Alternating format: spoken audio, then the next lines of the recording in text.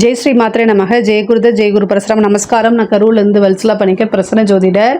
இன்னைக்கு நம்ம ஆவணி மாத பலன்கள் மீன ராசிக்கு எப்படி இருக்குன்னு பார்க்க போகிறோம். இந்த ஆவணி மாதம் எப்போ பிறக்குது அப்படின்னா 17/8/2025 ஞாயிற்றுக்கிழமை ரோஹிணி நட்சத்திரத்தில் இந்த மாதம் வந்து பிறக்குது.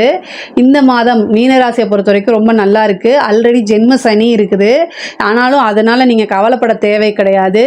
6ஆம் இடத்துல சூரியனும் 21ஆம் தேதி வந்து ஆகஸ்ட் 21ஆம் தேதி வந்து சுக்கிரன் வந்து உங்கள் ராசிக்கு 5ஆம் இடத்துல வர்றாரு. இது ஒரு நல்ல அமைப்பு. அதே மாதிரி செவ்வாய் வந்து 7ஆம் இடத்துல இருக்குது. புதன் வந்து 6ஆம் இடத்துக்கு போகிறாரு. 31ஆம் தேதி வந்து ஆகஸ்ட் 31ஆம் தேதி வந்து புதன் வந்து 6ஆம் இடத்துக்கு போகிறாரு. இதுதான் வந்து இந்த மாதம் உங்களுக்கு கிரக சூழ்நிலைகள். பொதுவாகவே வந்து கிரக அமைப்புகள் பொருளாதாரத்துக்கு நிறைய பூஸ்ட் பண்ணுற மாதிரி தான் இருக்குது. இந்த சனியோடைய தொந்தரவுகள் அவ்வப்போது வரும். ஒரு முடிவு எடுப்பீங்க, அது வந்து அந்த நீங்கள் ஒரு முயற்சி பண்ணுவீங்க, ஒரு முடிவு எடுக்கிறதுல குழப்பம், முயற்சி பண்ணுறதுல தடை தாமதங்கள் வரும். ஜவ்வாட்டை இழுத்து அதுக்கப்புறம் உங்களுக்கு சக்ஸஸ்க்கு கொண்டு போய் கொடுக்கும். ஆனால் சக்ஸஸ்ங்கிறது உறுதியாக இருக்குது. அதுக்கு நீங்கள் என்ன செய்யணும்னா தொடர்ந்து முயற்சி பண்ணிக்கிட்டே இருக்கணும். உங்களுடைய செயல் வந்து அது ஒரு தொடர் செயலாக இருக்கணும். சரிங்களா?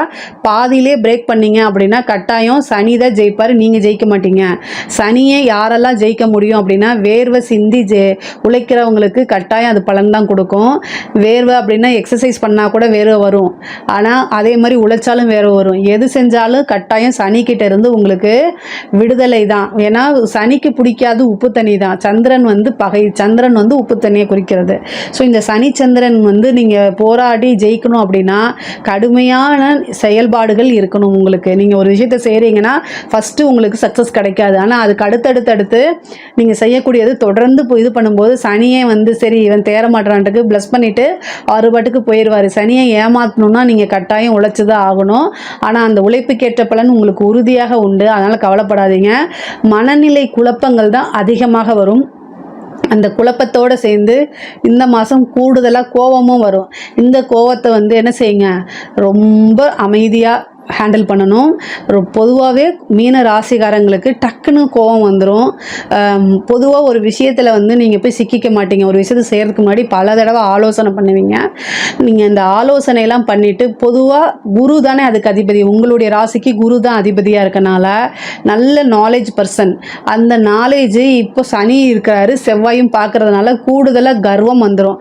நான் செய்கிறது கரெக்டு அப்படிங்கக்கூடிய அந்த தன்மையில் செயல்பட்டீங்க அப்படின்னா கட்டாயம் சனி செவ்வாய்க்கிட்ட அடி வாங்கிடுவீங்க. அதனால் இந்த மாதம் ரொம்ப பொறுமையாகவும் அதே மாதிரி அடக்கி வாசிக்கிறது ரொம்ப நல்லது. நான் இப்படி இந்த வார்த்தைகளை பிரயோகம் பண்ணுறது நீங்கள் கோச்சிக்கிட்டாலும் பரவாயில்ல. பொதுவாக நீங்கள் கொஞ்சம் இந்த மாதம் வந்து ரொம்ப அமைதியாக எல்லா விஷயத்தையும் பொறுமையாக ஹேண்டில் பண்ணுறதாங்க நல்லது.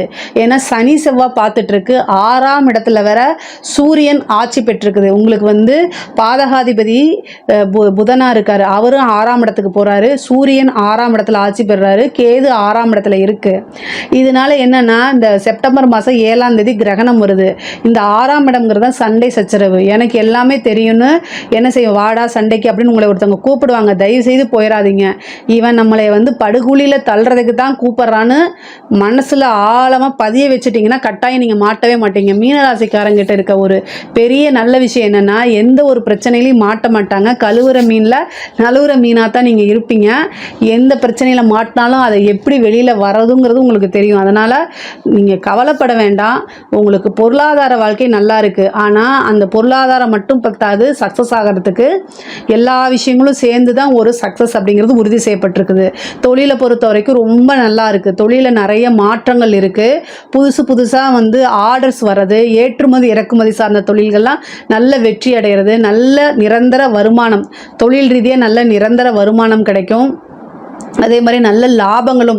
உங்கள் ராசிக்கு வந்து 11ஆம் அதிபதி உங்களுடைய ராசியிலே இருக்கனால நல்ல லாபங்கள் கிடைக்கக்கூடிய மாதமாக தான் இந்த மாதம் இருக்குது. அது மட்டும் இல்லாமல் சூரியன் ஆட்சி பெற்றிருக்கு. அப்போ நிரந்தர வருமானம்ங்கிறது இருக்குது. அதே மாதிரி உத்தியோகத்தில் இருக்கிறவங்களுக்கு ப்ரமோஷன் கிடைக்கிறது. நிறைய அதாவது வெளிநாடு போகிறது, வெளி மாநிலங்கள் போகிறது, நிறைய அலைச்சல்கள் பயணங்கள் இருக்குது. உங்களுடைய உழைப்புகள்லாம் வந்து பாராட்டப்படும், அங்கீகரிக்கப்படுங்க. அதுக்கு உண்டான சேலரி இன்க்ரிமெண்ட்டும் ப்ரமோஷனும் உறுதியாக படிப்படியாக உண்டு. படிக்கக்கூடிய குழந்தைங்களுக்கு படிப்பில் நல்ல முன்னேற்றம் ஆர்வம் வரும். அதே மாதிரி போட்டித் தேர்வுகளில் வெற்றி பெறுறது, படிப்பு ரீதியாக வெளிநாடு வெளி மாநிலங்களுக்கு செல்வது, காலேஜ் படிக்கிறவங்களுக்குலாம் நல்ல இன்டர்ன் நல்ல பிளேஸ்மெண்ட் இதெல்லாம் கிடைக்கிறதுக்கு உண்டான வாய்ப்பு இருக்குது. படிக்கக்கூடியதில் வந்து உங்களுக்கு வெற்றி தான். அதே மாதிரி வந்து இந்த எக்ஸாம்ஸ் எழுதிட்டு இருக்கவங்க, இந்த சர்வீஸ் எக்ஸாம்ஸ் எழுதிட்டு இருக்கவங்க, இந்த டிஎன்பிசி, பேங்கிங்கு, டிஆர்பி, அதே மாதிரி ஐபிஎஸ், ஐஏஎஸ், அதாவது சிவில் சர்வீஸ் எழுதிட்டு இருக்கவங்களுக்குலாம் நல்ல ஒரு போஸ்டிங் கிடைக்கிறது. ஏன்னா 4ஆம் இடத்துல பதவி ஸ்தானத்தில் குரு இருக்கனால நல்ல போஸ்டிங் கிடைக்கிறதுக்கு உண்டான அமைப்பு இருக்குது. இந்த மாதம் வந்து சுக்கிரன் 5ஆம் இடத்துல இருக்கனால அனைவராலும் விரும்பப்படக்கூடிய ஒரு நபராக மீன ராசிக்காரங்க மாற போகிறாங்க. நீங்கள் நினைக்காதீங்க ஜென்ம சனி வந்திருக்கு, நான் ஆல்ரெடி வந்து கஷ்டப்பட்டுட்டு இருக்கேன்னு நினைக்காதீங்க. இந்த 7.5 வருஷமும் கஷ்டம் மட்டும்தான் பட்டுட்டு இருப்பீங்கன்னு இல்லை, அவ்வப்போது வந்து உங்களுக்கு நிறைய நல்ல விஷயங்களும் நடக்கும். சுக்கிரன் 5ல் இருக்க நல்ல யோகம், திடீர்னு ஒரு அதிர்ஷ்டம் வரும். அது வந்து எதுவாக வேணால் இருக்கலாம். நல்ல திடீர்னு வந்து மன மகிழ்ச்சி, சந்தோஷங்கள், நல்ல சுகபோக வாழ்வு கிடைக்கிறதுக்கு உண்டான அமைப்பு. ஏன்னா சுகபோக வாழ்வுக்கு அதிபதியே சுக்கிரன் தான். அவரும் உங்கள் ராசிக்கு 5ஆம் இடத்துல வரதுனால ரொம்ப நல்லா இருக்குது.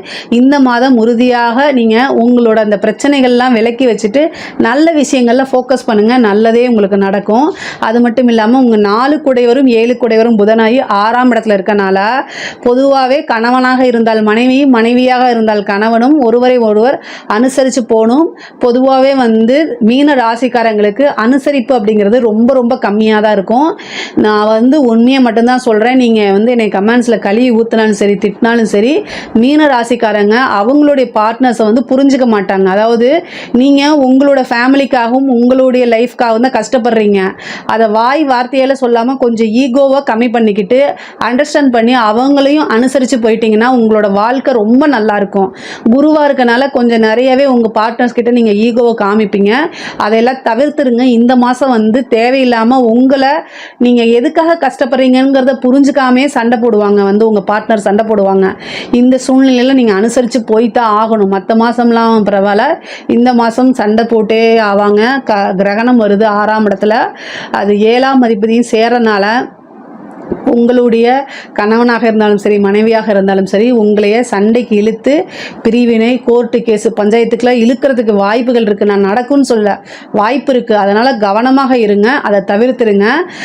இஷ்ட தெய்வ வழிபாடு பண்ணுங்கள், குலதெய்வ வழிபாடு பண்ணுங்கள். 6ஆம் இடத்துல கிரகண சூழ்நிலைகள் வரதுனால உத்தியோகத்தில் இருக்கவங்க பொதுவாக கவனமாக இருங்க. தேக ஆரோக்கியத்தில் கவனமாக இருங்க. உங்களுடைய பெரிய அலட்சியம் வந்து அப்புறம் பார்த்துக்கலாம். ஏன்னா ஒர்க்லேயே பிஸியாக இருப்பீங்க, குடும்பத்துக்காக உழைக்கணுங்கிறதுல பிஸியாக இருப்பீங்க.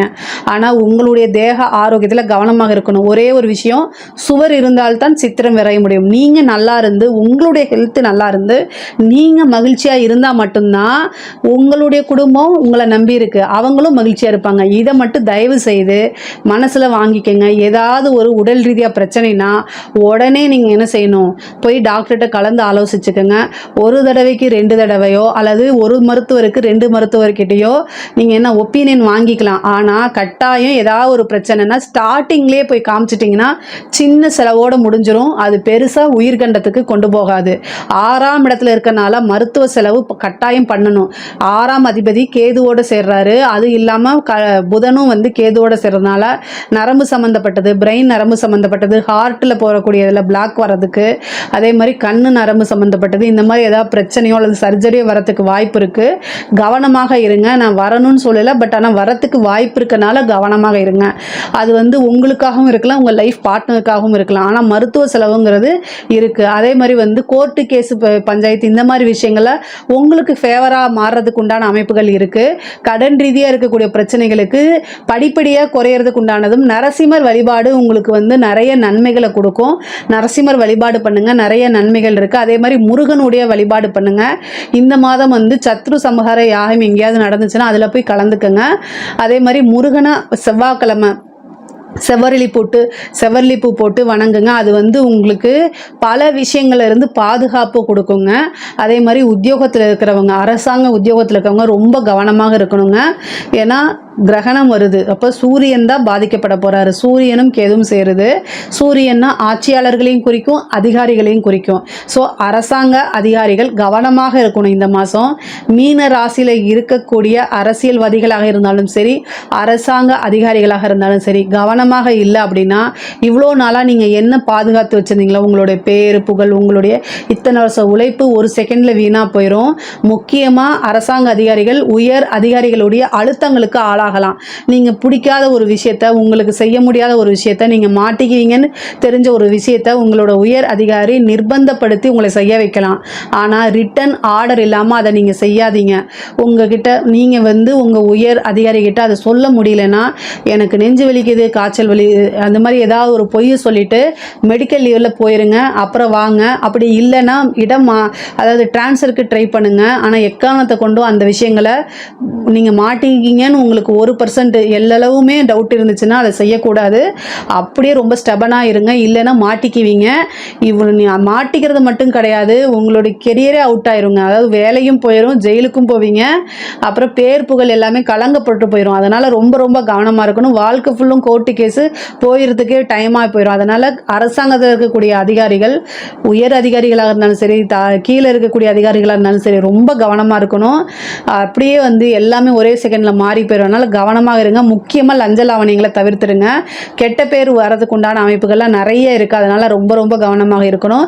அரசியல்வாதிகளுக்கு பார்த்திங்கன்னா உங்களுக்கு நல்ல வளர்ச்சி இருக்குது. 6ஆம் இடம்ங்கும்போது அது பொதுமக்களுடைய சப்போர்ட்டை குறிக்கக்கூடிய இடம். அது இல்லாமல் சனியோடைய இது உங்களுடைய இதிலே இருக்கனால சனி தான் பொதுமக்கள். எப்போல்லாம் கோச்சாரத்தில் ஜென்ம சனி வருதோ, சந்திரன் மேலே சனி வரும்போது பொதுமக்களுடைய ஆதரவு பெரும் திரளாக கிடைக்கிறதுக்கு தான் வாய்ப்பு இருக்குது. அதனால் உங்களுக்கு நல்ல வளர்ச்சி தான். இந்த 7ஆம் தேதி, செப்டம்பர் மாதம் 7ஆம் தேதி மட்டும் கவனமாக இருக்கணும். ஏன்னா அந்த இடத்துல கிரகணம் வர்றதுனால இந்தியாவில் தெரியலனாலுமே ஆட்சியாளர்களுக்கு அது எப்போவுமே பிரச்சனையில் முடிகிறதுனால ரொம்ப ரொம்ப கவனமாக இருக்கணும். நீங்கள் பேசக்கூடிய வார்த்தைகள், நீங்கள் செய்யக்கூடிய செயல்கள் எல்லாமே படம் பிடிக்கப்படும். அது உங்களுக்கு அகெயின்ஸ்டாக மாறுறதுக்கு வாய்ப்பு இருக்கனால 1 மாத காலகட்டங்கள் உங்கள் செயல்பாடுகளையும் பேச்சு வழக்கங்கள் எல்லாத்துலேயுமே கவனமாக இருந்துட்டா உங்களுடைய வாழ்க்கை, அரசியல் வாழ்க்கை ரொம்ப ரொம்ப சூப்பராக இருக்கும். நிறைய பேருக்கு வீடு கட்ட அமைப்பு, வாகனம் வாங்கக்கூடிய அமைப்புகள்லாம் இருக்குது.